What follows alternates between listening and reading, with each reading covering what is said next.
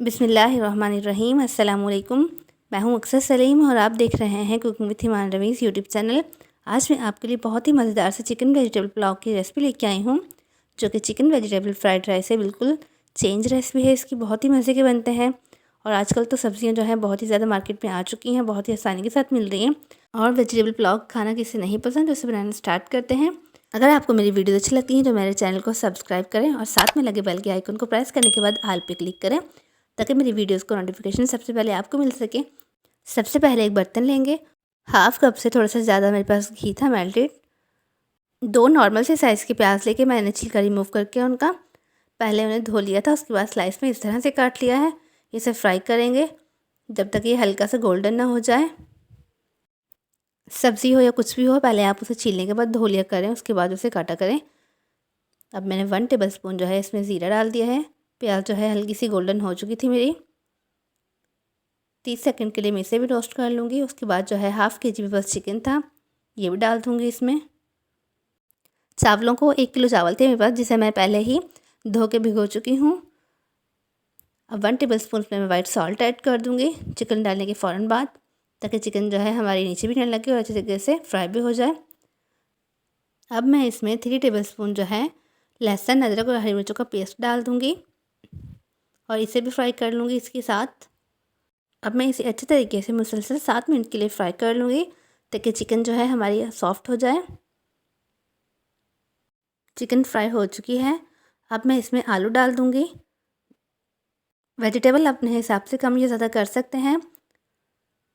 2 سے 3 آلو تھے جسے میں نے کیوبز میں کاٹ لیا، وہ بھی ڈال دوں گی، اور ساتھ ہی اسی کے مٹر بھی ڈال دوں گی میں۔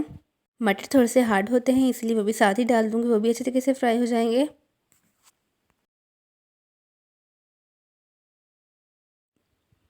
3 سے 4 ٹماٹر لے کے میں نے انہیں بھی رفلی سا کاٹ لیا ہے، وہ بھی ساتھ ہی شامل کر دوں گی اس کے۔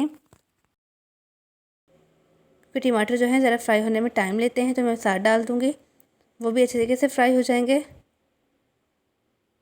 اسے مسلسل میں 5 سے 6 منٹ کے لیے دوبارہ سے فرائی کروں گی۔ ساتھ ہی میں گاجریں بھی شامل کر دوں گی اس کے، کیوبس میں کاٹ لی تھی میں نے گاجریں بھی۔ 4 تقریباً بس گاجریں تھیں، جس کا میں نے بیچ میں سے یلو والا پارٹ جو ہے ریموو کر دیا تھا، اور سائڈ میں سے ریڈ والا پارٹ جو ہے کیوبس میں کاٹ لیا تھا۔ اب ½ کپ سے تھوڑا سا کم جو ہے دہی ہے، میں وہ بھی ایڈ کر دوں گی اس میں۔ دہی ایڈ کرنے سے بہت ہی مزے کا فلیور آتا ہے۔ 2 ٹیبل اسپون جو ہے اس میں خشک دھنیا پاؤڈر جائے گا، ½ ٹیبل اسپون بلیک پیپر کالی مرچ یعنی کہ،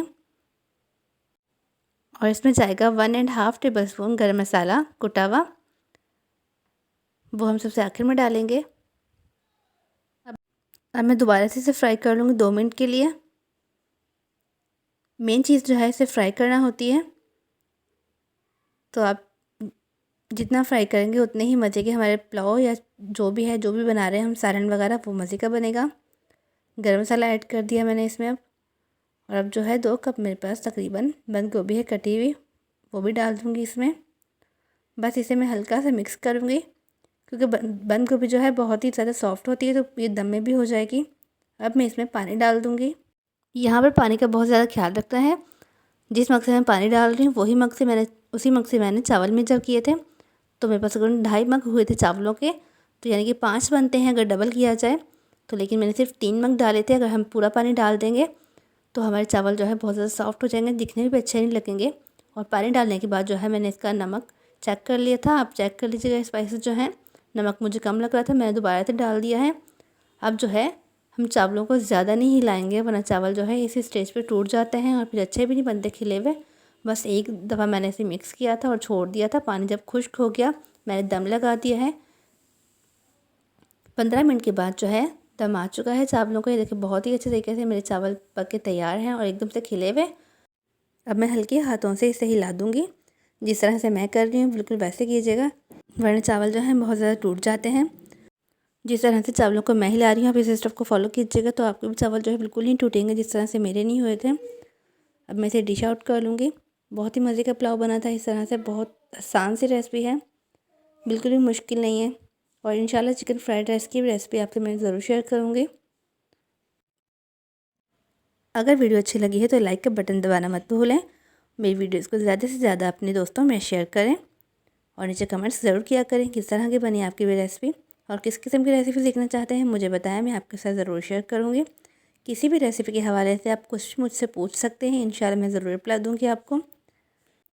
اور اس رائتے کے ساتھ تو بہت ہی مزے کے لگتے ہیں چاول، کیونکہ میں نے اس میں دھنیا، پودینہ، ہری مرچیں اور لہسن ڈالا ہے، اور ساتھ میں کالی مرچ اور وائٹ سالٹ، تو بہت ہی ضروری ہے رائتہ بنا کے اس طرح سے۔ اور ساتھ میں یہ ویجیٹیبل پلاؤ ضرور ٹرائی کیجیے گا، مجھے بتائیں کیسا بنا آپ کا بھی، اور اسپیشلی رائتہ کیسا لگا آپ کو۔ بہت ہی مزے کا ہوتا ہے اس کا فلیور۔ میں امید کرتی ہوں کہ آپ کو آج کی ریسیپی جو ہے بہت پسند آئے گی۔ میرے چینل پہ اور بھی بہت ہی مزے کی ریسیپیز موجود ہیں، آپ وہاں جا کے دیکھ سکتے ہیں۔ کمنٹ کر کے ضرور بتائے گا آپ کو ریسیپی کیسی لگی۔ تو ملتے ہیں نیکسٹ ویڈیو میں، تب تک کے لیے فی امان اللہ۔